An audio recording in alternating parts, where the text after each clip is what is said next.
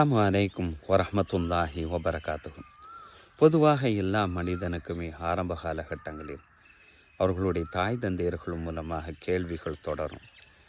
ஏன் எங்கே போகிற, எங்கே சென்ற, ஏன் நீ அவங்க கூட போன, இவங்க கூட போன, ஏன் இதை பண்ணின அப்படிங்கிற அந்த கேள்வி தொடர்ந்து கொண்டே இருக்கும். அடுத்து ஒரு குறிப்பிட்ட காலத்திற்கு பின்பாக மனைவியின் மூலமாக அந்த கேள்வி தொடரும். எங்கே போனீங்க, எங்கே வச்சிங்க, ஏன் சீக்கிரம் வர வேண்டியதானே என்ற கேள்வி. அடுத்து ஒரு குறிப்பிட்ட காலத்துக்கு பின்பாக பிள்ளைகள் மூலமாக அந்த கேள்விகள் தொடரும். இந்த கேள்விகள்லாம் நம்மளை எதிர்நோக்கி வரக்கூடிய நேரத்தில் அந்தந்த காலகட்டங்களில் பெரும் தொல்லையாகவே நம்மளுக்கு தெரியும். ஆனால் பாருங்கள், ஒரு குறிப்பிட்ட காலத்துக்கு பின்பு மனைவி பிள்ளைகளெல்லாம் இழந்து தாய் தந்தையர்கள்லாம் இல்லாத வந்த சூழ்நிலையில் கேள்வி கேட்கக்கூட நாதியற்ற மனிதனாக நான் மாறிட்டேனங்கிறத அப்பொழுதுதான் நம்ம யோசிப்போம். கேள்வி ஒரு மனிதன் நம்மளை நோக்கி எழுப்பது கூட, உறவுகள் எழுப்புவது அது வரம் என்று நம்ம யோசிப்போம்.